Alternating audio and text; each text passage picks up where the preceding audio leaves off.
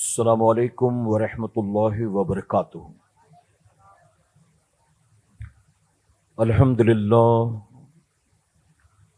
للہ رب العالمین والعاقبۃ للمتقین والصلاة والسلام علی سید الانبیاء والمرسلین، اما بعد فاعوذ باللہ من الشیطان الرجیم، بسم اللہ الرحمن الرحیم۔ وَأَمَّا بِنِعْمَةِ رَبِّكَ فَحَدِّثْ، صدق اللہ مولانا العلی العظیم۔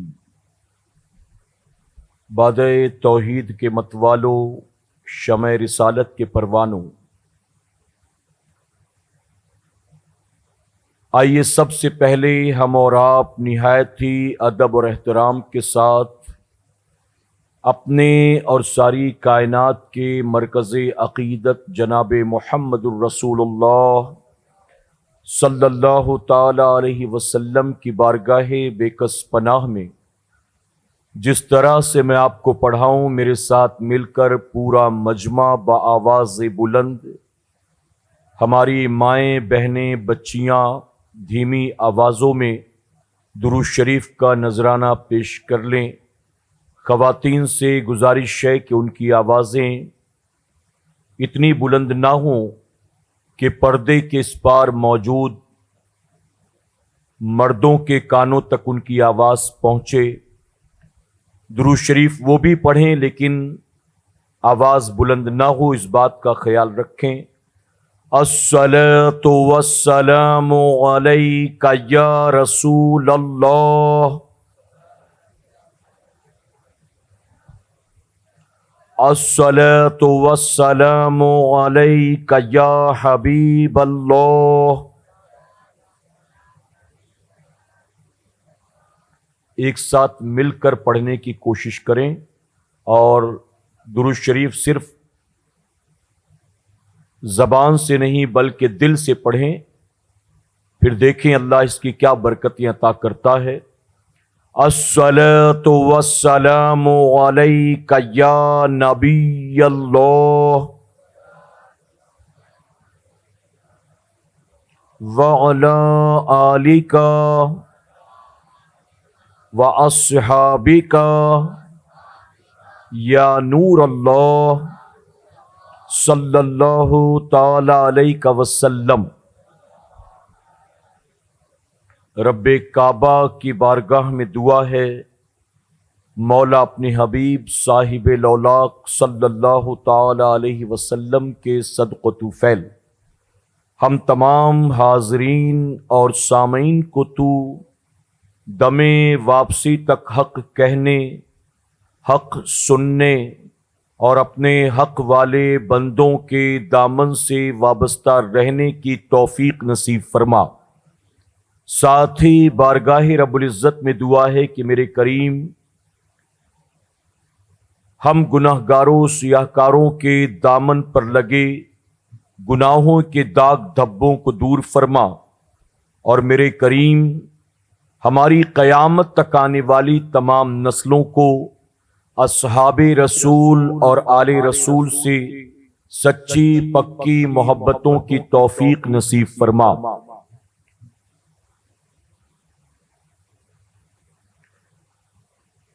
لائی حیات آئی قضا لے چلی چلے، لائی حیات آئی قضا لے چلی چلے، اپنی خوشی نہ آئے نہ اپنی خوشی چلے۔ اور کسی نے بہت خوب کہا، بڑا مشہور شعر ہے، آگاہ اپنی موت سے کوئی بشر نہیں، آگاہ اپنی موت سے کوئی بشر نہیں، سامان 100 برس کا ہے پل کی خبر نہیں۔ میرے پیارے آقا علیہ الصلوۃ والتسلیم کے پیارے دیوانوں، اللہ رب العزت کا بے پناہ کرم اور احسان کہ اس نے ہمیں اور آپ کو اپنے گھروں سے نکل کر اپنے ذکر پاک کی اس بابرکت محفل میں شرکت کی توفیق عطا کی۔ میرا کریم محفل کے سجانے والوں کا سجانا اور ہمارا اور آپ کا یہاں آنا قبول فرمائے۔ امام غزالی رحمت اللہ تعالی علیہ فرماتے ہیں کہ اگر کوئی مسلمان دن اور رات میں صرف 3 مرتبہ حضور اکرم صلی اللہ علیہ وسلم کے گنبد کا تصور کر کے، آپ کی قبر انور کا تصور کر کے درود شریف پڑھتا ہے تو اللہ تبارک تعالیٰ غیب سے اس کی روزی میں برکت عطا فرمائے گا۔ اگر 24 گھنٹے میں صرف 3 بار آپ گنبد خضرا کا تصور کر لیں، حضور اکرم صلی اللہ علیہ وسلم کے روضے مبارک کا تصور کر لیں اور تصور کی دنیا میں ڈوب کر اپنے نبی پر درود بھیجیں، تو امام غزالی رحمت اللہ تعالی علیہ فرماتے ہیں کہ اللہ غیب سے آپ کی روزی میں برکت عطا فرمائے گا۔ ایک مقام پر حضور اکرم صلی اللہ علیہ وسلم نے فرمایا کہ جو بندہ دن اور رات میں 50 مرتبہ مجھ پر درود بھیجے گا، کل قیامت کے دن میں اس سے مصافحہ کروں گا۔ اور محبت سے کہیں، دیکھیے میری بھاشا سمجھ میں آ رہی ہے نا آپ کے؟ بہت آسان ہے اور آسان ہی الفاظ و انداز میں گفتگو کر رہا ہوں تاکہ سمجھانے میں کوئی دشواری نہ ہو۔ تو میں امید کرتا ہوں میری بات سمجھ میں آ رہی ہوگی آپ کے۔ جو بندہ دن اور رات میں 50 مرتبہ مجھ پر درود بھیجے گا، کل قیامت کے دن میں اس سے مصافحہ کروں گا۔ اور حضور اکرم صلی اللہ علیہ وسلم آگے فرماتے ہیں کہ میں جس سے مصافحہ کروں گا اسے اپنے ہاتھوں سے حوض کوثر کا جام بھی پلاؤں گا۔ دیکھیں آپ کے یہاں پر اگر کوئی بڑے مولانا صاحب آ جائیں، کوئی بڑے پیر صاحب آ جائیں، یا کسی دنیاوی محفل میں کوئی بڑا آفیسر آ جائے، یا آپ کے علاقے کا کوئی منسٹر آ جائے، تو عوام کی کوشش ہوتی ہے کہ اس آنے والے خاص مہمان سے ہم مصافحہ کر لیں، یعنی اس سے ہم ہاتھ ملا لیں، ہماری کوشش ہوتی ہے۔ اور اس کے لیے دھکا مکی کرنا پڑے تو بھی ہم کر گزرتے ہیں۔ ہم چاہتے ہیں کہ ہم آگے بڑھ کر اس آنے والے سے ضرور ہاتھ ملائیں۔ میرے پیارے آقا کے پیردوانوں، تو دنیا میں اگر کوئی بڑا آ جائے تو ہم کوشش کرتے ہیں کہ ہم اس سے ہاتھ ملا لیں، لیکن میرے آقا صلی اللہ علیہ وسلم نے فرمایا کہ جو دن اور رات میں 50 مرتبہ مجھ پر درود بھیجے گا، قیامت میں وہ نہیں بلکہ میں خود اس سے مصافحہ کروں گا۔ اب آپ سوچیں کہ جس سے میرے نبی خود مصافحہ فرمائیں، اللہ اسے کیا انعام عطا فرمائے گا۔ اچھا، اگر آپ اس سے مصافحہ کر بھی لیں، اگر آپ قاری صاحب سے مصافحہ کر بھی لیں، ہمارے موسیٰ بھائی سے مصافحہ کر بھی لیں، تو مصافحہ کرنے کے بعد آپ اپنے راستے میں اپنے راستے، مصافحہ کرنے کے بعد ہمارے راستے جدا ہو جاتے ہیں، سب اپنے اپنے گھروں کی طرف، اپنے راستوں اور منزلوں کی طرف چل پڑتے ہیں۔ لیکن میرے آقا صلی اللہ علیہ وسلم سے جو مصافحہ کرے گا، صرف مصافحہ ہی نہیں کرے گا بلکہ میرے نبی فرماتے ہیں جس سے میں مصافحہ کروں گا اسے اپنے ہاتھوں سے حوض کوثر کا جام بھی پلاؤں گا۔ یعنی مصافحہ کرنے کے بعد یہ دوسرا انعام، اور یہیں پر بات ختم نہیں ہوئی بلکہ میرے آقا صلی اللہ علیہ وسلم نے تیسرے انعام کا بھی وعدہ فرمایا۔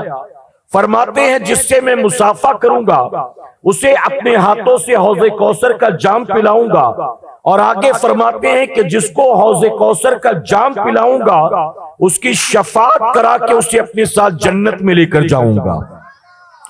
اب بتائیے ایک مسلمان کے لیے کیا یہ کوئی معمولی انعام ہے؟ یہ کیا چھوٹا موٹا انعام ہے؟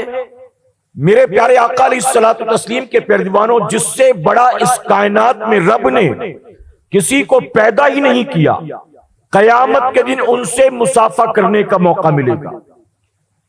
حوض کوثر پر فرشتے جنتیوں کو اپنے ہاتھوں سے بھر بھر کر کوثر کے پیالے دے رہے ہوں گے، لیکن جو بندہ دنوں رات میں 50 بار درود شریف بھیجے گا، میرے نبی فرماتے میں اس کو اپنے ہاتھوں سے حوض کوثر کا جام پلاؤں گا۔ اور میرے آقا آگے فرماتے ہیں کہ میں اس کی شفاعت کرا کے اسے اپنے ساتھ جنت میں لے کر جاؤں گا۔ اب اس کے لیے کیا کرنا ہے؟ اس کے لیے رات کے 12 بجے دوپہر کے 2 بجے کوئی خاص عمل نہیں کرنا، بلکہ چلتے پھرتے اٹھتے بیٹھتے ہماری کوشش ہو کہ دن اور رات میں کم سے کم 50 مرتبہ درود شریف پورا کر لے کہ انشاءاللہ۔ میرے پیارے آقا کے پیارے دیوانوں، بس 2-3 دن کے بعد دنیاوی اعتبار سے نیا سال بھی شروع ہونے والا ہے، اور آپ جانتے ہیں، آپ نے کالج لائف دیکھا ہوگا، کارپوریٹ سے تعلق ہوگا، آپ دفتر میں کام کرتے ہوں گے تو آپ جانتے ہیں کہ عام طور پر لوگ جب نیا سال آتا ہے تو کچھ نہ کچھ نیو ایئر ریزولوشنز بناتے ہیں کہ اس نئے سال میں یہ نہیں کرنا ہے اور اس نئے سال میں یہ کرنا ہے۔ تو میں آپ سے گزارش کروں گا کہ اسی اعتبار سے صحیح آپ یہ طے کر لیں کہ اس سال ہمارا نیو ایئر ریزولوشن یہ بھی ہوگا کہ ہم روزانہ کم سے کم 50 مرتبہ اپنے نبی پر ضرور درود بھیجیں گے انشاءاللہ۔ اچھا، اگرچہ اسلامی اعتبار سے یہ ہمارا نیا سال نہیں ہے، دنیاوی اعتبار سے، اور ہم کاروبار بھی کرتے ہیں دنیاوی اعتبار سے، حساب کتاب بھی کرتے ہیں دنیاوی اعتبار سے، ہم سیلری بھی دیتے ہیں، برتھ سرٹیفکیٹ ڈیتھ سرٹیفکیٹ بھی بنتا ہے دنیاوی اعتبار سے، ریٹرن فائل بھی کرتے ہیں تو دنیاوی اعتبار سے، تو ساری چیزیں تو اسی دنیاوی اعتبار سے میں عرض کرنا چاہتا ہوں کہ آپ اسی دنیاوی اعتبار سے یہ طے کر لیں کہ نیو ایئر ریزولوشنز میں یہ نیا ریزولوشن طے کرتا ہوں کہ اس نئے سال میں ہر 24 گھنٹے میں کم سے کم 50 بار درود شریف ضرور بھیجوں گا کہ انشاءاللہ۔ اچھا، 3 انعام تو ایسے ہیں جس کا میرے آقا صلی اللہ علیہ وسلم نے اعلان کر دیا، لیکن ان 3 انعامات کے پردے میں ایک بہت بڑا انعام پوشیدہ ہے، بہت بڑا انعام چھپا ہوا ہے، اور وہ کیا انعام ہے؟ آپ بتائیں قیامت میں کیا میرے نبی کسی بے ایمان سے مصافحہ کریں گے؟ کیا بتائیے کسی بے ایمان سے مصافحہ کریں گے؟ کیا قیامت میں میرے آقا صلی اللہ علیہ وسلم اپنے گستاخ کو حوض کوثر کا جام پلائیں گے؟ کیا جو معاذ اللہ ثم معاذ اللہ زندگی پر نبی کی گستاخی کرتا تھا، توہین کرتا تھا، بے ادبی کرتا تھا، میرے نبی قیامت میں اس کی شفاعت فرمائیں گے؟ ہرگز نہیں۔ تو پتا چلا کہ یہ 3 انعامات کا اعلان تو میرے آقا نے کر دیا، لیکن ایک سب سے بڑا انعام اس کے پردے میں چھپا ہوا ہے، اور وہ انعام یہ ہے کہ جو بندہ دن اور رات میں 50 مرتبہ اپنے آقا صلی اللہ علیہ وسلم پر درود شریف بھیجے گا، وہ کبھی نبی کا گستاخ نہیں بنے گا، عاشق بن کر جیے گا، عاشق بن کر مرے گا، وہ کبھی بے ایمان نہیں ہوگا، اس کا خاتمہ ایمان پر ہوگا، اور جب خاتمہ ایمان پر ہوگا تبھی تو میرے نبی مصافحہ فرمائیں گے۔ جب خاتمہ ایمان پر ہوگا تبھی تو میرے نبی حوض کوثر کا جام عطا کریں گے، خاتمہ ایمان پر ہوگا تبھی تو میرے آقا اس کی شفاعت کریں گے۔ تو ہمیں چاہیے کہ ہم اس اجتماع سے یہ تحفہ بھی لے کر جائیں کہ 50 مرتبہ درود شریف ہر 24 گھنٹے میں کہ انشاءاللہ۔ اچھا، جو 5 وقت نماز کے پابند ہیں ان کے لیے بہت آسان ہے، کوئی راکٹ سائنس نہیں ہے، کوئی بہت مشکل کام نہیں ہے، بہت آسان ہے۔ ہر نماز کے بعد 10 مرتبہ درود شریف پڑھ لیں آپ، فجر کی نماز مکمل ہوئی 10 بار درود شریف پڑھ لیں، ظہر کی نماز مکمل ہوئی 10 بار درود شریف پڑھ لیں، اسی طرح عصر کے بعد، مغرب کے بعد، عشاء کے بعد، جب 5 وقت کی نمازوں سے فارغ ہوں گے تو 50 مرتبہ درود شریف کی کوانٹٹی بھی پوری ہو چکی ہوگی۔ میرے پیارے آقا کے پیارے دیوانوں، نماز عصر کے بعد بلبل باغ مدینہ نے ایک تحفہ دیا، آپ نے بتایا کہ ہر نماز کے بعد تسبیح فاطمہ پڑھا کرو ایک بار، کہ دن بھر کی تھکن کو دور کرنے کا یہ بہترین ذریعہ ہے، اور یہ اتنا اچھا عمل ہے کہ جس کی نصیحت یا وصیت خود رسول اللہ نے اپنی بیٹی خاتون جنت کو عطا کیا۔ اب آپ بتائیں کہ میرے آقا جس بات کی تاکید اپنی بیٹی کو کریں وہ کتنی بہترین چیز ہوگی۔ میرے پیارے آقا کے پیروانوں، اسی لیے اسے تسبیح فاطمہ بھی کہا جاتا ہے آپ کی نسبت سے۔ تو ہر نماز کے بعد ایک بار تسبیح فاطمہ پڑھیں، بہت زیادہ وقت نہیں لگے گا۔ ہر نماز کے بعد کم سے کم 10 مرتبہ درود شریف پڑھیں، بہت زیادہ وقت نہیں لگے گا۔ بلکہ میں کہتا ہوں مسلمانوں، نماز کے بعد تھوڑی دیر مصلی پر بیٹھنے کی عادت بناؤ. یہ نہیں کہ سلام پھیرتے اٹھا اور بھاگا، بلکہ تھوڑی دیر مصلی پر بیٹھا کرو. کوشش کریں گے انشاءاللہ اس کی عادت بنائیں. چند وظائف، درود شریف، تسبیح، ذکر کچھ بھی پڑھیں، استغفار کر لیا کریں، لیکن سلام پھیرتے ہی بھاگے نہیں، تھوڑی دیر بیٹھا کریں. میرے پیارے آقا علیہ الصلوۃ والتسلیم کے پیروانوں، ہمارے بہت سارے بھائی ہفتے میں ایک بار اللہ کے گھر میں آتے، جمعہ کے دن ہفتے میں ایک بار. پورے ہفتے تو اللہ کے گھر کا رخ کرتے نہیں، اور ہفتے میں ایک بار آنا بھی ہوا تو اتنی جلدی میں ہوتے ہیں کہ جیسے امام صاحب نے سلام پھیرا فوراً اٹھا اور بھاگا. کبھی مسجد کی ٹوپی لے کر چلے جاتے ہیں، کبھی اپنی گھڑی وضو خانے پر بھول کر چلے جاتے ہیں، کبھی جلد بازی میں کسی اور کی ملتی جلتی چپل پہن کر چلے جاتے ہیں، اتنی جلدی میں ہوتے ہیں. میرے پیارے آقا علیہ الصلوۃ والتسلیم کے پیروانوں، تو تھوڑی دیر مصلی پر بیٹھنے کی عادت بنائے کہ انشاءاللہ. اچھا، اس میدان میں سجدہ کریں گے نا، تو سجدے میں ظاہر ہے کہ نہ چاہتے ہوئے بھی دھول مٹی پیشانی پر لگ جائے گی نا، نہ چاہتے ہوئے بھی. تو اس سے بھی گریز نہیں کرنا، بلکہ میرے رب نے قدم قدم پر انعامات کا وعدہ فرمایا کہ حالت سجدہ میں جب کسی نمازی کی پیشانی پر دھول مٹی لگ جاتی ہے تو جب تک وہ دھول مٹی لگی رہتی ہے فرشتے اس کے لیے بخشش کی دعائیں کرتے ہیں. یعنی یہ پیشانی پر گرد و غبار ذات کے لیے نہیں، مولا کے لیے لگا ہے، رب کے لیے لگا ہے. تو میرے پیارے آقا علیہ الصلوۃ والتسلیم کے پیروانوں، یہ تحفہ جو اس ناندگاؤں کے سالانہ اجتماع میں آپ کو دیا جا رہا ہے، اس کو یاد بھی رکھیں، نوٹ بھی کر لیں، اور اس پر ضرور زندگی بھر عمل کی کوشش کریں کہ انشاءاللہ. دیکھیں، ہمارا ذاتی تجربہ ہے، آج صبح سے آپ کی بڑی تربیت ہوئی. ٹیم امید کے پروگرام کے بعد مسلسل تربیت کا سلسلہ جاری ہے. آپ نے بہت کچھ سیکھا ہوگا. جب ہمیں کوئی چیز بتائی جاتی ہے، رٹائی جاتی ہے، تو ہم وقتی طور پر اس کو وہاں پر موجود رہتے تو رٹ لیتے، یاد کر لیتے، لیکن پھر کچھ دنوں کے بعد اس کو بھول جاتے ہیں. کیوں بھول جاتے ہیں؟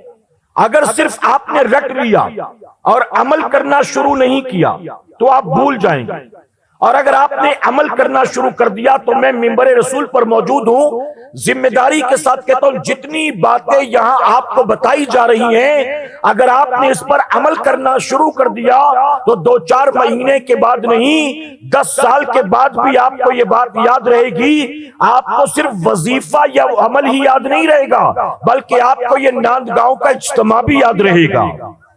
آپ کہیں گے اجتماع میں گیا تھا تو وہاں پر یہ میں نے سیکھا تھا. بتائیے ہے کہ نہیں ہے؟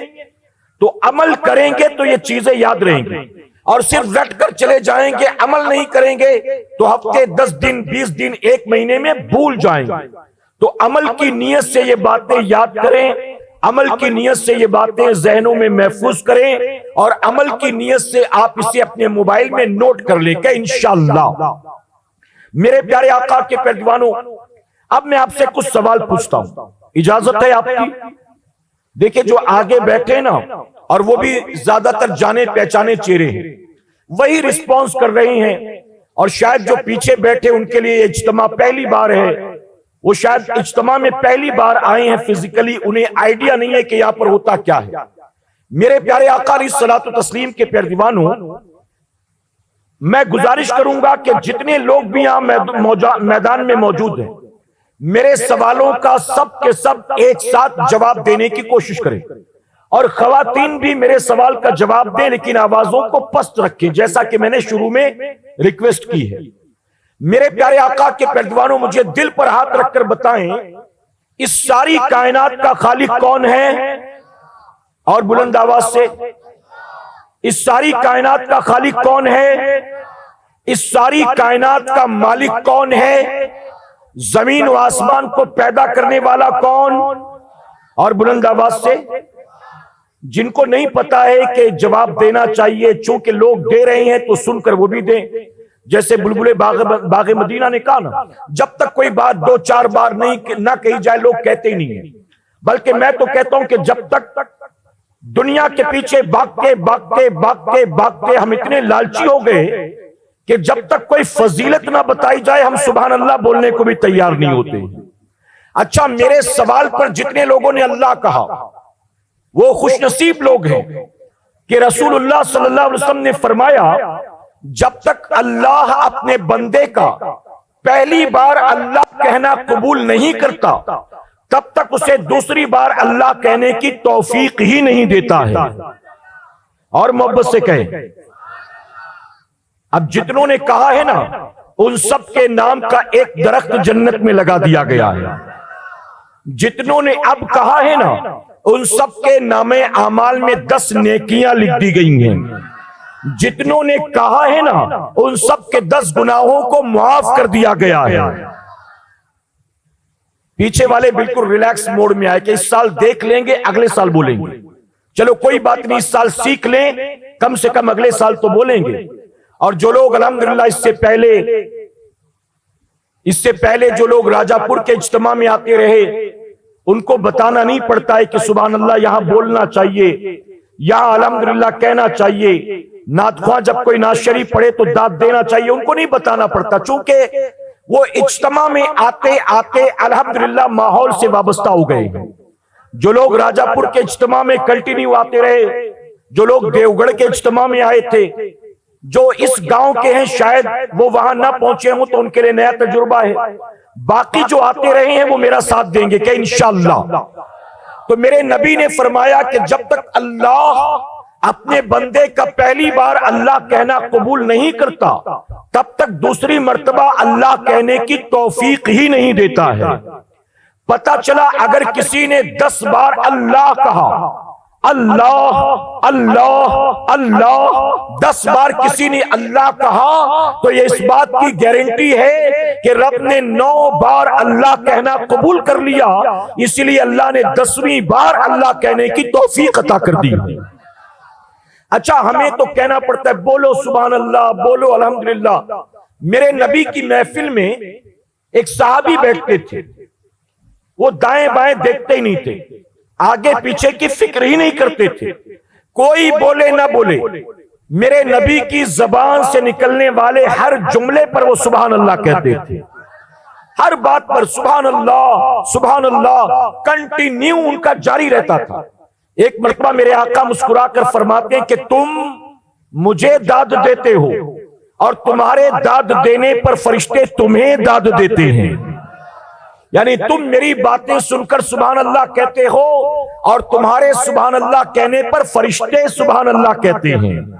آپ سوچیں وہ کتنا خوش نصیب ہوگا۔ اچھا چلو، ہمارے سبحان اللہ کہنے سے فرشتے نہ بھی کہیں، کم سے کم میں 10 بار بولوں گا، اگر میری دیکھا دیکھی 2-4 اور بولنے لگے آزو بازو والے تو اس پر بھی اللہ ہم کو اجر عطا کرے گا نا۔ تو اسی نیت سے بولے کہ سبحان اللہ۔ میرے پیارے آقا علیہ الصلوۃ والتسلیم کے پیروانوں، تو میں عرض کر رہا تھا ساری کائنات کا خالق کون ہے، ساری کائنات کا مالک کون ہے، ساری کائنات کا رازق کون ہے، زمین و آسمان کو پیدا کرنے والا کون، ہوا چلانے والا کون، آسمان سے پانی برسانے والا کون، زمین سے سبزہ اگانے والا کون، سینے میں دل کو دھڑکانے والا کون، رگوں میں خون کو دوڑانے والا کون، ہماری آنے جانے والی سانسوں کو چلانے والا کون، ہمیں آپ کو روزی دینے والا کون، رات سونے کے بعد صبح اٹھنے کی مہلت دینے والا کون، بیماری اور بیماری سے شفا دینے والا کون، عزت و ذلت دینے والا کون۔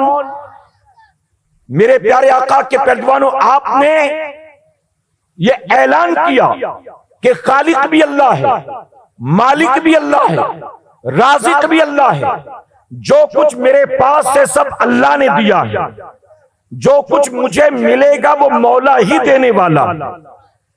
میں فصل بوتا ہوں، بیج لگاتا ہوں، کھاد ڈالتا ہوں، لیکن اناج میں نہیں اگاتا، دینے والا میرا پروردگار ہے۔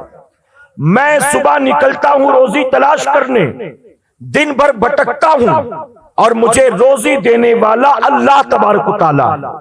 آپ مجھے دل پر ہاتھ رکھ کر جواب دیں، جب ہم یہ کہتے ہیں خالق بھی وہی، مالک بھی وہی، رازق بھی وہی، زندگی اور موت پر قدرت رکھنے والا بھی وہی، عزت و ذلت دینے والا بھی وہی، بیماری اور بیماریوں سے شفا دینے والا بھی وہی۔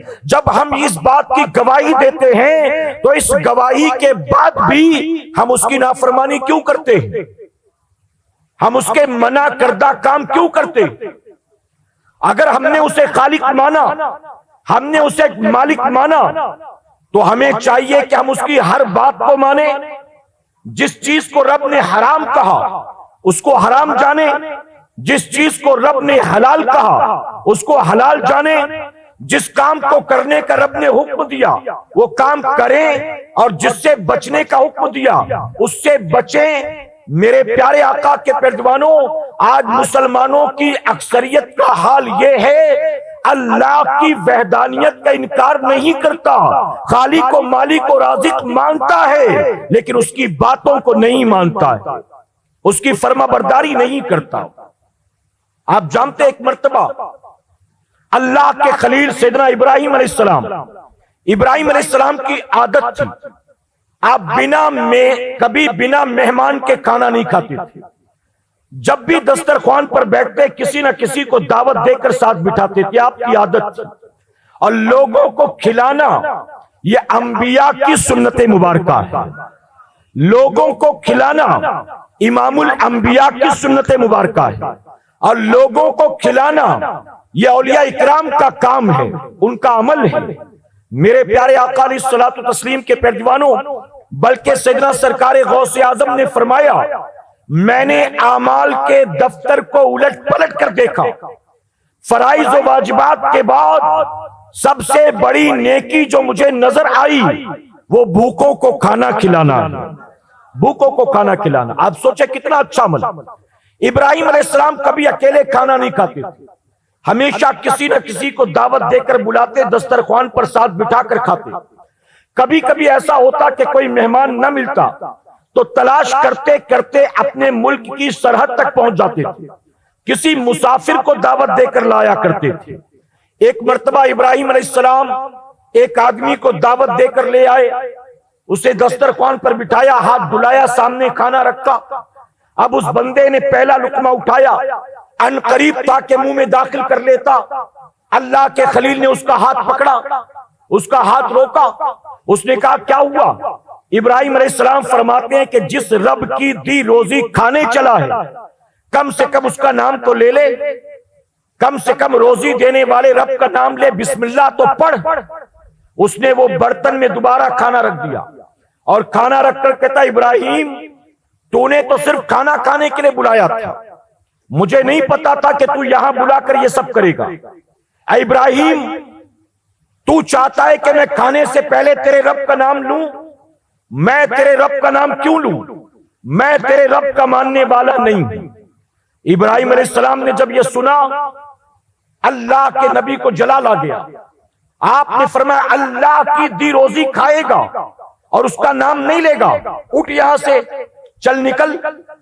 آپ نے دسترخوان سے اسے بھوکا اٹھایا اور لوٹا دیا۔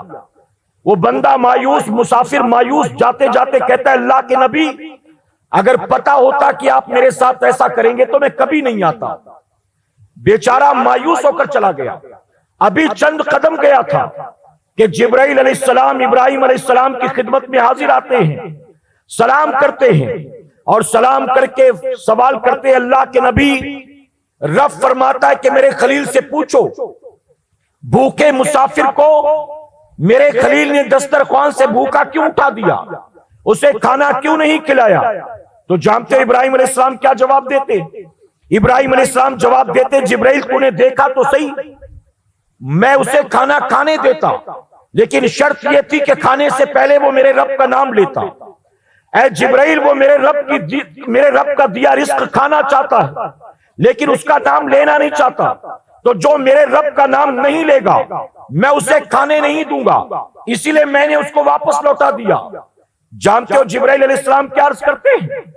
عرض کرتے اللہ کے خلیل، اللہ فرماتا ہے میرے خلیل سے پوچھو، ابراہیم علیہ السلام سے پوچھو، آج پہلی بار اگر ابراہیم کے سامنے میرے بندے نے میرا نام نہیں لیا تو ابراہیم نے اس کو کھانا کھانے نہیں دیا. ابراہیم سے پوچھو کہ آج تک وہ جو کچھ کھایا پیا ہے وہ اس کو کس نے کھلایا پلایا؟ وہ اس کو کس نے کھلایا پلایا؟ ابراہیم علیہ السلام عرض کرتے بے شک میرے رب نے کھلایا. اس کے سوا رزاق کون؟ جبرائیل علیہ السلام عرض کرتے اللہ فرماتا ابراہیم جب سے میرا وہ بندہ پیدا ہوا تب سے لے کر آج تک اس نے میرا نام کبھی بھی نہیں لیا، لیکن میں نے نہ روزی بند کیا نہ میں نے پانی بند کیا، میں اس کے باوجود بھی اس کو کھلاتا پلاتا رہا. میرا نام نہیں لیتا پھر بھی میں کھلاتا پلاتا ہوں، اور تیرے سامنے میرا نام نہیں لیتا تو اس کو کھانے نہیں دیتا. اللہ فرماتا ہے جا کر اس کو منا، اور منا کر دوبارہ دسترخوان پر بٹھا، میرا نام لے نہ لے پھر بھی اس کو کھانا کھلا. ابراہیم علیہ السلام سنے تو دوڑے. آپ نے اس سے کہا چل میری دعوت قبول کر لے، جو ہو گیا جانے دے. وہ کہتا نہیں آتا. ابراہیم علیہ السلام نے اس کو بہت منایا. آخرکار وہ کہتا ابراہیم دسترخوان سے تو نے اٹھا دیا تھا اور اب پیچھے پیچھے آیا منانے کے لیے، ایسا کیا ہو گیا کہ منانے چلا آیا؟ کیا بات ہے؟ ابراہیم علیہ السلام فرماتے اپنی مرضی سے نہیں آیا ہوں، جس کا نام لینے کے لیے کہا تھا نا اسی مولا کی مرضی سے آیا ہوں.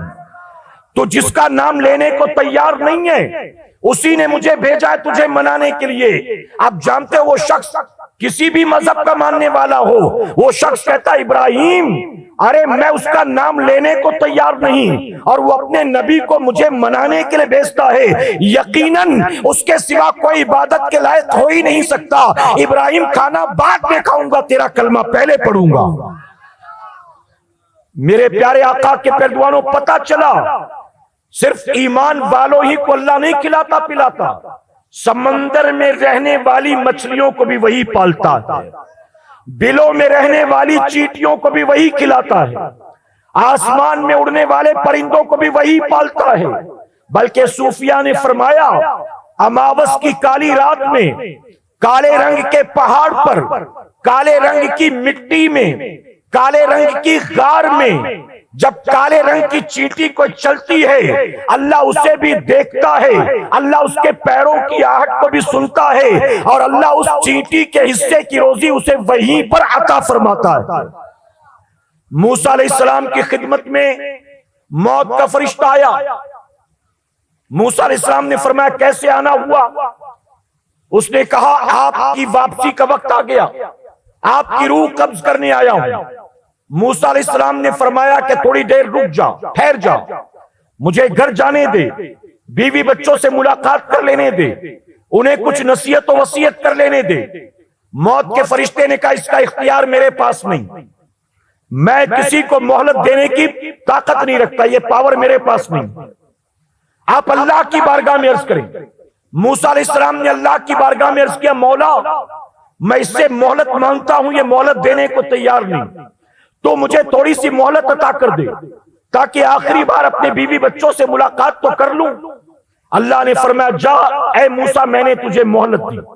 موسیٰ علیہ السلام اپنے گھر آتے ہیں، اپنی بیوی سے اپنے بیٹوں سے ملاقات کرتے ہیں. ایک بچہ دودھ پیتا تھا گود میں، موسیٰ علیہ السلام نے اسے گود میں اٹھایا، سینے سے لگایا، پیشانی کو چوما، اللہ کے نبی کی آنکھیں بھر آئیں. اللہ فرماتا ہے موسیٰ روتا کیوں ہے؟ موسیٰ علیہ السلام عرض کرتے مولا میرے باقی بیٹے بڑے ہو گئے ہیں، بالغ ہو گئے ہیں، سمجھدار ہو گئے ہیں، میرے بغیر یہ اپنی زندگی گزار لیں گے، میرے بغیر انہیں صبر آ جائے گا، لیکن مجھے اپنے اس چھوٹے سے بچے کو دیکھ کر رونا آ گیا. اے اللہ میرے بعد اس کا کیا ہوگا؟ یہ تو ابھی گود میں ہے، یہ تو ابھی نابالغ ہے، یہ تو بہت چھوٹا ہے، اگر اسی عمر میں اسے چھوڑ کر چلا گیا تو میرے بعد اس کا کیا ہوگا؟ اسے پالے گا کون؟ اسے کھلائے گا کون؟ اس کی پرورش کرے گا کون؟ تو جانتے ہو اللہ کیا فرماتا ہے؟ اللہ فرماتا ہے اے موسیٰ وہ جو باہر پتھر پڑا ہے جا اس پتھر پر اپنی عصا کو مار. موسیٰ علیہ السلام گئے، آپ نے جا کر اس پتھر پر اپنی عصا کو مارا، پتھر کے 2 ٹکڑے ہو گئے. رب نے فرمایا پتھر کے 2 ٹکڑے ہو گئے، اس میں سے ایک اور پتھر نکلا، رب نے فرمایا کہ موسیٰ اس پر بھی پتھر مار، موسیٰ علیہ السلام نے اس دوسرے پتھر پر بھی عصا کو مارا، اس کے بھی 2 ٹکڑے ہو گئے، اس میں ایک تیسرا پتھر نکلا، رب نے فرمایا موسیٰ اس پر بھی اپنی عصا کو مار، موسیٰ علیہ السلام نے اب تیسرے پتھر پر اپنی لاٹھی کو مارا، جب لاٹھی کو مارا تو دیکھا ایک اندر چھوٹا سا کیڑا تھا جس کے منہ میں ایک دانہ تھا اور وہ اللہ کا ذکر کر رہا تھا۔ اللہ نے فرمایا کہ موسیٰ بتا، پتھر کے اندر پتھر، اس کے اندر پتھر اور اس کے اندر یہ چھوٹا سا کیڑا، اس کیڑے کو یہاں پر روزی دینے والا کون ہے؟ اللہ کے نبی موسیٰ علیہ السلام عرض کرتے ہیں اے اللہ بے شک اس کیڑے کو روزی دینے والا تیرے سوا کون ہو سکتا ہے؟ اللہ فرماتا ہے موسیٰ پتھر کے اندر پتھر، اس کے اندر پتھر، اس میں کیڑا، ارے جب اسے ایک چھوٹے سے کیڑے کو تیرا رب فراموش نہیں کرتا، اسے وہیں پر اس کے حصے کی روزی دیتا ہے، تو کیا تیرے انتقال کے بعد اللہ تیری اولاد کو فراموش کر دے گا؟ پتا چلا اولاد کو کما کر کھلانے والے بظاہر ہم ہیں، حقیقت میں رزاق تو میرا پروردگار ہے۔ ہم سمجھتے ہیں کہ گھر کا چولہا ہم سے جل رہا ہے، ہم سمجھتے ہیں کہ گھر کا خرچہ ہم سے نکل رہا ہے، ہم سمجھ رہے ہیں کہ ماں باپ کو حج میں نے کرا دیا ہے، ہم سمجھتے ہیں کہ گھر کا سارا نظام میں چلا رہا ہوں، میں ہوں تو سب کچھ ٹھیک ٹھاک ہے، میں نہیں رہوں گا تو کیسے چلے گا؟ اے سرکار مدینہ کے پیارے دیوانوں، ہمیشہ یاد رکھیں کہ ساری کائنات کا خالق بھی اللہ ہے، مالک بھی اللہ ہے، رازق بھی اللہ ہے، اس کائنات کے نظام کو چلانے والا میرے رب کے سوا دوسرا کوئی نہیں ہے۔ تو ہم جب اللہ کو خالق مانتے ہیں، مالک مانتے ہیں، رازق مانتے ہیں، ہم صبح شام اس کی نعمتیں کھاتے ہیں، اس کے باوجود بتائیے ہم اس کی نافرمانی کرتے ہیں۔ آج قوم مسلم کا نوجوان شراب پی رہا ہے، جوا کھیل رہا ہے، زنا کے اڈوں پر جا رہا ہے، تاش کے پتے پھینکتا ہے، شراب کے پیالے چٹکاتا ہے، 31st نائٹ منانے کا پلان بنا چکا ہے۔ پچھلی بار وہاں گئے تھے مزہ نہیں آیا، اس بار وہاں جائیں گے، سنا ہے وہاں بہت مزہ آتا ہے، وہاں پر اتنا پیسہ بھر دو تو انلمیٹڈ وائن بھی ملتی ہے، فلاں جگہ پر ریو پارٹی ہونے والی ہے، وہاں پر ڈرگز پیئیں گے، فلاں جگہ پر لڑکیاں آتی ہیں، چلو وہاں جا کر دوستی کریں گے۔ اے سرکار مدینہ علیہ الصلوۃ والتسلیم کے پیروانوں، دن بھر اللہ کی دی نعمتیں کھاؤ پیو اور اس کے بعد اسی کی نافرمانی کے منصوبے کرو، اسی کی نافرمانی والی پلاننگز کرو۔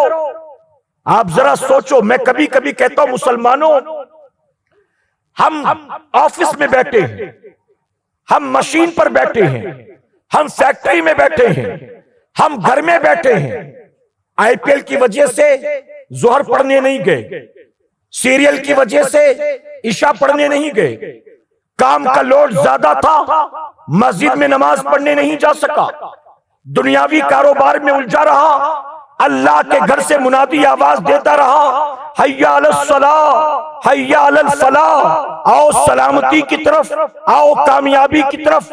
تو بڑا نہیں ہے، اللہ بڑا ہے، دنیا بڑی نہیں ہے، اللہ بڑا ہے، تیری سیونگ بڑی نہیں ہے، اللہ بڑا ہے۔ اللہ کا منادی آواز دیتا رہا اور کان پر جو تک نہ رہیں، ہم اپنے کام دھندے میں لگے رہے۔ آپ ذرا سوچو کہ جس کے گھر سے بلاوا آیا ہے، اگر وہ اسی وقت ناراض ہو جائے اور آنکھوں کی روشنی چھین لے، ہم بیٹھے تھے ٹی وی دیکھتے دیکھتے، انجام کیا ہوگا؟ ہم بیٹھے تھے دفتر میں پڑھتے پڑھتے، لکھتے لکھتے، انجام کیا ہوگا؟ ہم مشین پر بیٹھے تھے کام کرتے کرتے، اللہ کے منادی نے آواز دیا اور ہمارے کان پر جو تک نہ رہیں گی۔ اگر اللہ نے ہماری پکڑ کر لی اور ہاتھ پر لکوا مار دیا، پاؤں میں لکوا مار دیا، ایک آنکھ کی روشنی چلی گئی، بولنے کی طاقت ختم ہو گئی، آپ بتائیے پھر ہمارا انجام کیا ہوگا؟ میرے پیارے آقا کے پیروانوں، اگر کسی آدمی کے آنکھ کی روشنی چلی جائے تو آپریشن کے بعد بھی وہ واپس نہیں آتی، بتائیے ہے کہ نہیں ہے؟ کتنے بھی ڈراپ ڈال دو، کتنی بھی سرجری کروا لو، آپ یہاں سے ممبئی چلے جاؤ، وہاں سے آپ امریکہ چلے جاؤ، لیکن آنکھ کی روشنی چلی گئی تو پھر واپس نہیں آنا۔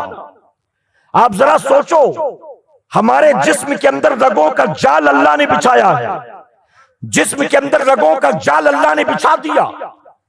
ہم سو رہے ہوں دل کام کر رہا ہوتا ہے، ہم سو رہے ہوں سانسیں چل رہی ہوتی ہیں، ہم سو رہے ہوتے ہیں باڈی کے انٹرنل آرگنز کام کر رہے ہوتے ہیں. آپ بتائیے یہ سب کچھ چلانے والا کون ہے؟ میرے پیارے آقا کے پیروانوں، یہ سر کے بال، یہ پلکیں، یہ بھویں، یہ خوبصورت چہرہ، یہ لمبا چوڑا قد، یہ ہاتھ پیر کی طاقت، یہ انگلیوں کا ایک ایک جوڑ، آپ یہ بتائیے سب کس نے عطا کیا ہے؟ اگر ہم دن رات اللہ کی نافرمانی کریں گے، ہم گناہ پر گناہ کریں گے اور اللہ ہم سے ناراض ہو کر اگر کوئی اپنی ایک نعمت بھی ہم سے چھین لے، آنکھوں کی روشنی چھین لے، زبان کی بولنے کی طاقت چھین لے، قوت سماعت چھین لے، آپ ذرا سوچیں کہ ہاتھ پیر کی طاقت چھین لے، ہمارا انجام کیا ہوگا؟ ارے سردی زکام کی وجہ سے اگر 2-4 دن کان بند ہو جائیں تو کتنی ڈیفیکلٹی ہوتی ہے، آپ ذرا سوچو. اگر کسی کو اے سرکار مدینہ علیہ الصلوۃ والتسلیم کے پیروانوں مسلسل چھینکیں آنے لگے تو کتنی تکلیف ہو جاتی ہے، آپ ذرا سوچو. اگر کسی کے سر کے بال جھڑنے لگ جائیں تو انسان کتنا پریشان ہو جاتا ہے، ذرا سوچو. اگر چہرے پر پھوڑے پھنسی نکل آئے تو انسان کتنا پریشان ہو جاتا ہے، ذرا سوچو. اگر جوڑوں میں درد پیدا ہو جائے انسان کتنا پریشان ہو جاتا ہے، ذرا سوچو. اے سرکار مدینہ کے پیروانوں، یہ ساری نعمتیں ہمیں رب نے عطا کیا ہے. ہم نعمتیں پانے کے بعد اس کا شکر ادا کرنا تو دور کی بات ہے، دن رات اس کی نافرمانی میں لگے ہوتے ہیں. جانتے ہو ایک صحابی رسول، ان کے پیر میں زخم ہو گیا، زخم نے ناسور کی شکل اختیار کر لی. طبیبوں نے دیکھا، دیکھنے کے بعد کہا کہ یہ زخم کا زہر دھیرے دھیرے آگے بڑھ رہا ہے، اب جان بچانے کا ایک ہی راستہ ہے، آپ کے پیر کو کاٹنا پڑے گا. پیر کاٹ دیں گے تو جان بچ جائے گی، اور اگر پیر کو نہ کاٹا گیا تو ممکن ہے کہ یہی زہر آپ کی موت کا سبب بن جائے. انہوں نے کہا ٹھیک ہے، مجھے منظور ہے، پیر کاٹ دو. طبیب آئے اس دور کے، اپنے ساتھ شراب کی بوتل لے کر آئے، شراب کا پیالہ لے کر آئے، پیر کاٹنے کے لیے آرا لے کر آئے. چند لوگوں نے آ کر آپ کو گھیرا. آج کا دور نہیں تھا کہ آپریشن تھیٹر میں لے جاتے، یا تو سن کرتے یا تو بے ہوش کرتے، بلکہ ڈاکٹرز نے پیر کاٹنے سے پہلے کہا آپ ایک کام کریں، آپ تھوڑی سی شراب پی لیں تب ہم اپنا کام شروع کرتے ہیں. صحابی رسول نے کہا کہ شراب کیوں پلا رہے ہو؟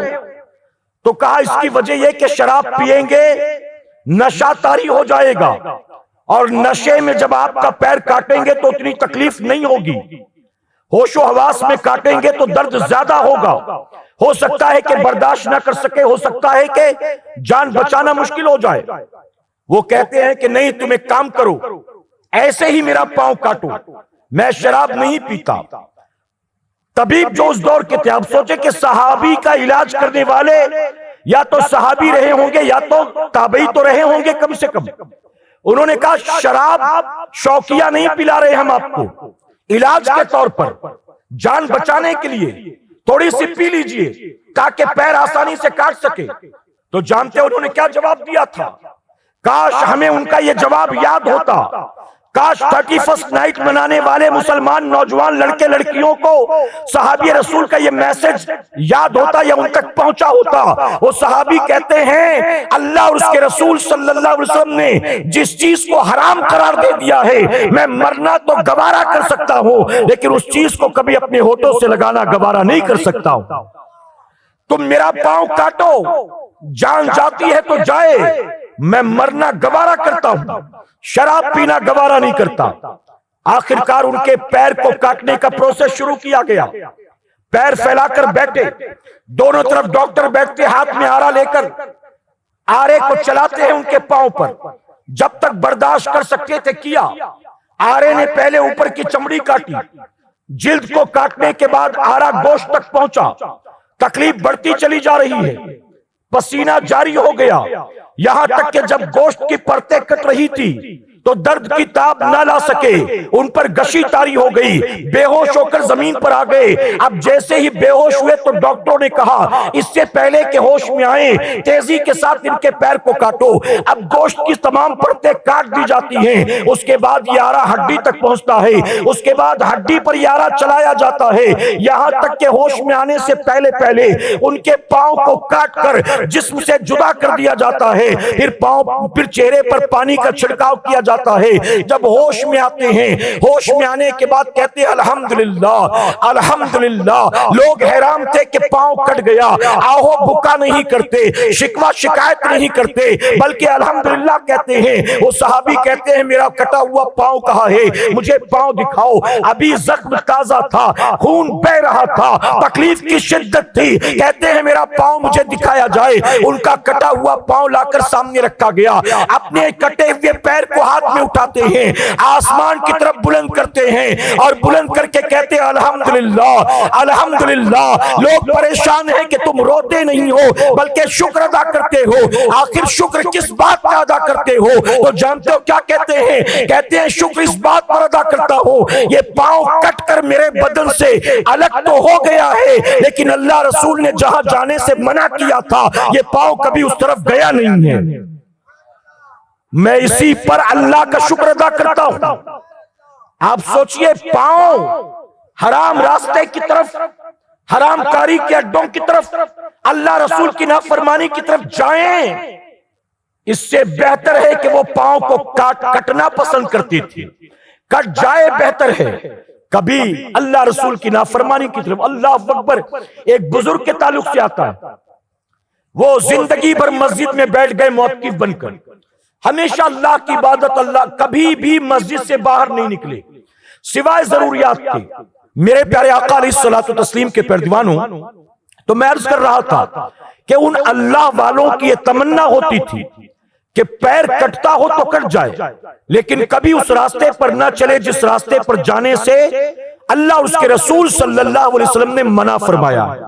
وہ بزرگ مسجد میں معتکف بن کر بیٹھ گئے، کبھی دنیا کی طرف گئے نہیں۔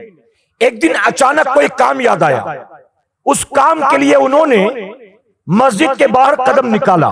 اب کون سا پیر پہلے باہر نکالنا چاہیے؟ جی ڈرے نہیں، ایک ساتھ مل کر جواب دیں، کوئی خطرہ نہیں، دایاں بولنے پر کوئی ٹینشن ہے ہی نہیں۔ اگر آپ دایاں کہیں گے تو کوئی ٹینشن ہے اس پر، اگر لیفٹ کہہ دیں گے تو کوئی پرابلم ہے اس میں۔ تو سب سے پہلے مسجد سے نکلے کون سا پیر نکالنا چاہیے؟ جی اور بلند آواز سے، جن کو نہیں پتا ان کو بھی پتا چل جائے گا انشاءاللہ۔ داخل ہو تو سیدھا پیر اور باہر نکالے تو بایاں پیر، الٹا، ٹھیک ہے، بایاں، اندر جائیں تو دایاں۔ میرے پیارے آقا علیہ الصلوۃ والتسلیم کے پیروانوں، تو کوئی کام یاد آیا، اس کی ضرورت کے تحت انہوں نے مسجد سے بایاں پیر باہر نکالا۔ باہر نکالتے ہی دل میں خیال پیدا ہوا۔ اچھا، دلوں میں خیال بھی انہی کے پیدا ہوتا ہے جو اللہ کے قریب ہوا کرتے ہیں، جو اللہ سے محبت کرتے ہیں، اللہ کی رحمت کے قریب ہوتے ہیں۔ ہم تو پتہ نہیں کیا کیا کر گزرتے، ہمارے دل میں ایسے خیال آتے ہی نہیں ہیں الا ماشاءاللہ۔ جیسے ہی بایاں پیر باہر نکالا دل میں خیال آیا، تو دنیا کے لیے نکلا ہے، اگر تجھے موت آ گئی تو تیرا کیا بنے گا؟ پوری زندگی مسجد میں گزارا اور باہر نکلتے ہی موت آ گئی تو پھر تیرا انجام کیا ہوگا؟ فرمایا گیا کہ اسی جگہ پر بیٹھ گئے، مسجد کے دروازے پر بیٹھ گئے اور بیٹھ کر رب کی بارگاہ میں ہاتھ اٹھا کر عرض کرتے، مولا جو میرا پاؤں دنیا کی طرف چلا تھا اب وہ پاؤں مجھے نہیں چاہیے، وہ جو مسجد سے نکل گیا اب دوبارہ اسے مسجد میں داخل نہیں کروں گا۔ فرمایا گیا وہیں دہلیز پر بیٹھے، ایک پیر باہر رہا ایک پیر اندر رہا اور اسی طرح سے اپنی زندگی کو گزار دیا۔ سردی آتی تو پاؤں یوں ہی باہر رہتا، دھوپ پڑتی تھی پاؤں باہر رہتا، بارش آتی تو پاؤں پانی پڑتا پاؤں باہر رہتا۔ فرمایا کہ چند سالوں کے بعد وہ پاؤں جھڑ کر جسم سے جدا ہو گیا تو جسم کو لے کر مسجد کے اندر آ گئے، لیکن وہ پاؤں جو اللہ کے گھر سے نکلا تھا اسے دوبارہ اللہ کے گھر میں داخل نہ کیا کہ مولا جو پاؤں مجھے دنیا کے راستے پر لے چلا تھا اب وہ مجھے پاؤں چاہیے ہی نہیں۔ آپ ذرا سوچو مسلمانوں وہ کیسے اللہ والے تھے، ایک لمحہ دنیا کی طرف چلے تو خوف خدا میں پاؤں رک جاتے تھے، اور آج ہم اللہ کو خالق بھی مانے، مالک بھی مانے، رازق بھی مانے، اور دن رات اس کی نافرمانی بھی کریں، گناہ پر گناہ بھی کریں۔ میرے پیارے آقا علیہ الصلوۃ والتسلیم کے پیروانوں، آپ مجھے بتائیں 31st نائٹ میں دنیا جتنے گناہ، جتنی برائیاں، جو کچھ بھی حرام کاریاں کرتی ہیں، اس سے اسلام کا کوئی دور دور تک تعلق ہے؟ کیا اس کے فضائل کسی نے بیان کیے؟ کیا اس کو سیلیبریٹ کرنا چاہیے؟ اس سے کوئی ثواب یا نیکی ملے گی؟ ہمارا کیا تعلق ہے؟ لیکن بہت سارے مسلمان نوجوان لڑکے لڑکیاں باقاعدہ ریو پارٹی میں، پبز میں، بار میں، شراب کے اڈوں پر، بیچز پر جاتے ہیں، اور وہاں جا کر دنیا جو اس رات اللہ اور اس کے رسول صلی اللہ علیہ وسلم کی نافرمانی والے کام کیا کرتی ہے، انہی کے رنگ میں رنگ جاتے ہیں، اور خود بھی وہی گناہ اور برائی کے کام کرتے ہیں۔ اے مسلمانوں، اللہ نہ کرے، 100,000 بار نہ کرے، اگر کوئی 31st نائٹ میں شراب پی رہا ہو اور اسی حالت میں اس کو موت آ جائے، وہ تو مر کر دنیا سے چلا جائے گا، اس کے ماں باپ دنیا کو کیا منہ دکھائیں گے؟ لوگ پوچھیں گے بیٹے کا انتقال کہاں ہوا؟ تو خاندان والے، گھر والے، دوست احباب کہیں گے 31st منانے دوستوں کے ساتھ گوا بیچ پر گیا تھا، شراب پی کے ڈوب گیا، شراب پی کے مر گیا، پتہ نہیں کیا پلا دیا دوستوں نے کہ ہارٹ فیل ہو گیا۔ میرے پیارے آقا کے پیروانوں، میں نے کالج لائف دیکھا ہے، میں نے 31st نائٹ میں مسلمان نوجوانوں کو شراب پیتا دیکھا ہے، اور اتنا پیتے ہیں کہ الٹیاں تک کرتے ہیں، اور یہاں تک کہ وہ رات ہوٹل میں گزارتے ہیں۔ نشہ 1 جنوری تک نہیں اترتا کہ کیا منہ لے کر جائیں گے ابا کے سامنے، کیا منہ لے کر جائیں گے اماں کے سامنے۔ آپ سوچئے کہ جو قوم ان راتوں میں اللہ رسول کی نافرمانی کرتی ہو، اللہ اس قوم کو عزت عطا کرے گا، اللہ اس قوم کو سربلندی عطا کرے گا۔ مسلمانوں کے محلے میں جا کر دیکھو، جہاں مسلمانوں کی اکثریت رہتی ہے، آپ کو چرسی گنجیڑی مل جائے گی، آپ کو ایم ڈی کورکس لینے والے مل جائیں گے، آپ کو براؤن شوگر ہیروئن استعمال کرنے والے مل جائیں گے۔ اللہ کی نعمتیں جس منہ سے کھاتے ہو، اسی منہ سے حرام کردہ چیزیں بھی کھاتے پیتے ہو۔ نہ کھانے سے پہلے بسم اللہ کی توفیق، نہ کھانے کے بعد الحمدللہ کی توفیق۔ جس منہ سے صبح شام رب کی نعمتیں کھاتا ہے، اسی منہ سے شراب بھی پیتا ہے، اسی منہ سے ڈرگز بھی پیتا ہے، ہیروئن بھی پیتا ہے۔ میرے پیارے آقا کے پیروانوں، توبہ کرو، ہوش کے ناخن لو، اللہ کی نعمتوں پر اللہ کا شکر ادا کرو۔ آپ جانتے ہیں ایک مرتبہ اللہ کے نبی سیدنا عیسیٰ علیہ السلام، بس آخری بات عرض کر کے اپنی بات مکمل کرتا ہوں۔ عیسیٰ علیہ السلام اپنے حوارین کے ساتھ کہیں تشریف لے جا رہے تھے، چاروں طرف ویرانہ تھا، سوائے آپ لوگوں کے کوئی آس پاس نہ تھا۔ آپ سفر کرتے جا رہے، اچانک ایک جگہ آپ کو اللہ کے ذکر کی آواز سنائی دیتی ہے، دور کوئی الحمدللہ الحمدللہ سبحان اللہ کہہ رہا تھا۔ اس آواز کو سنتے ہی عیسیٰ علیہ السلام اس طرف چل پڑے، اپنے حوارین کے ساتھ چلتے چلتے پہنچے ایک درخت کے نیچے۔ دیکھ کر حیران، درخت کے نیچے ایک بندہ پڑا ہے، اور جو پڑا ہے اس کا حال کیا جانتے ہو؟ اس کے دونوں ہاتھ نہیں، اس کے دونوں پاؤں نہیں، اس کی آنکھوں میں روشنی نہیں، اندھا ہے، ہاتھ پاؤں نہیں ہے اس کے پاس، بس جسم پڑا ہوا ہے اور زبان سے اللہ کا ذکر جاری ہے۔ عیسیٰ علیہ السلام قریب پہنچے، آپ نے سلام کیا، اپنا تعارف کرایا، کہتے میں اللہ کا نبی عیسیٰ ہوں، یہاں سے گزر رہا تھا، تیری آواز کو سنا تو یہاں آ گیا۔ اے بندے، مجھے حیرت ہے، تیرے پاس تو کچھ بھی نہیں، معذور ہے، غریب ہے، نہ سر چھپانے کو چھت ہے، نہ دوست احباب، نہ اہل و عیال، کچھ بھی نہیں، نابینا ہے، اس کے باوجود اللہ کا شکر ادا کرتا ہے۔ اے بندے، بتا تو صحیح، تو شکر کس بات پر ادا کرتا ہے؟ تو یہ جو الحمدللہ کہتا جاتا کس بات پر؟ تو جانتے ہو وہ معذور ہینڈی کیپ کیا کہتا ہے؟ کہتا ہے اللہ کے نبی، میں اپنے رب کا شکر ادا کیوں نہ کروں؟ یہ رب کا کیا کم کرم اور احسان ہے کہ اس نے مجھے آپ کی امت میں پیدا فرما دیا۔ یہ کیا رب کا کم کرم اور احسان ہے کہ اس نے مجھے آپ کا کلمہ پڑھنے کی توفیق عطا کر دی۔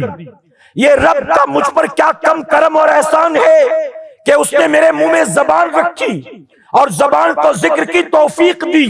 اے عیسیٰ، جو رب نے مجھے نہیں دیا میں اس کا رونا نہیں روتا، میں آنکھیں نہ ہونے کا رونا نہیں روتا، ہاتھ نہ ہونے کا رونا نہیں روتا، پاؤں نہ ہونے کا رونا نہیں روتا۔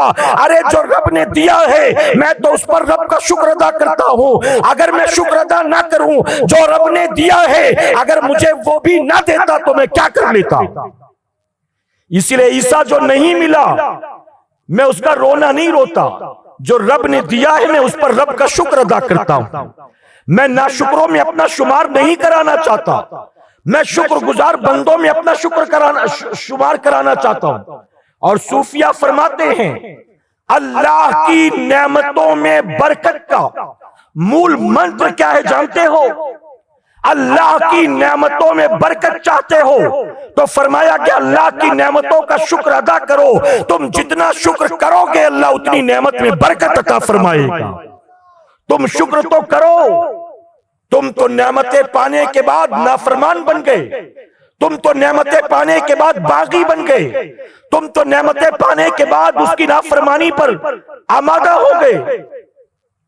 صبح پیر پسارے سوتے ہیں اپنے کمروں میں، سردی کی وجہ سے آنکھ نہیں کھلتی، نیند کی وجہ سے آنکھ نہیں کھلتی، اور اللہ کا منادی آواز دیتا ہے نماز نیند سے بہتر ہے۔ اے 40 50 60 سال دنیاوی نیند کے چکر میں اللہ کے سجدوں کو ترک کرنے والے، تو یہاں کی میٹھی نیند ممکن ہے نماز قضا کر کے پالے، لیکن قبر میں ذرا سوچ تیرا انجام کیا ہوگا۔ اور اگر تو نے سردیوں کی رات میں اٹھ کر نرم نرم بستروں کو چھوڑ کر اپنی نیند کی غفلت کو توڑ کر اللہ کا سجدہ کیا، میرا کریم تجھے یہاں بھی میٹھی نیند عطا کرے گا اور قبر میں تجھے میٹھی نیند عطا فرمائے گا۔ تو آج طے کر لیں اللہ کی نعمتوں کے شکر گزار بندے بنیں گے کہ انشاءاللہ، نافرمانی سے توبہ کریں گے کہ انشاءاللہ، بغاوت سے توبہ کریں گے کہ انشاءاللہ، اپنے نبی کی دل آزاری سے توبہ کریں گے کہ انشاءاللہ۔ اور کچھ نہ بھی کر سکو تو کم سے کم یہ طے کر کے جاؤ، اے ناندگاؤں والو، آپ کے علاقے میں سنی دعوت اسلامی کا اجتماع ہوا، اس اجتماع کے ذریعے منبر رسول کے ذریعے آپ تک دین کی بہت ساری باتیں پہنچائی گئی۔ ان تمام باتوں کو سیکھ کر سمجھ کر اٹھنا اور یہ طے کر کے اٹھنا اے اللہ آئے تھے دامن گناہوں سے داغدار تھا، اب سچی توبہ کر کے جا رہے ہیں، آئے تھے تو 31 منانے والے تھے، اب 31 منانے سے توبہ کر کے جا رہے ہیں، آئے تھے ہم نمازوں سے غافل تھے اب نمازوں کا پکا ارادہ کر کے جا رہی ہیں کہ انشاءاللہ، اور محبت سے کہیں اللہ کے فرشتے گواہ ہو رہے ہیں اور بلند آواز سے کہیں جو نماز پڑھے گا انعام اس کو میرا مولا عطا فرمائے گا۔ اللہ ہمیں آپ کو سب کو کہنے سننے سے زیادہ عمل کی توفیق عطا فرمائے۔ درمیان گفتگو مجھ سے جانے انجانے میں کوئی غلطی خامی رہ گئی آپ سب کو گواہ بنا کر سچے دل سے توبہ کرتا ہوں، رب میری توبہ قبول فرمائے اور ہماری آج کی اس محفل پاک کو، آج کے اس اجتماع کو میرا کریم قیامت میں ہم سب کے لیے، ہمارے والدین کے لیے بخشش اور نجات کا سبب بنائے۔ وما علینا الا البلاغ۔ السلام علیکم۔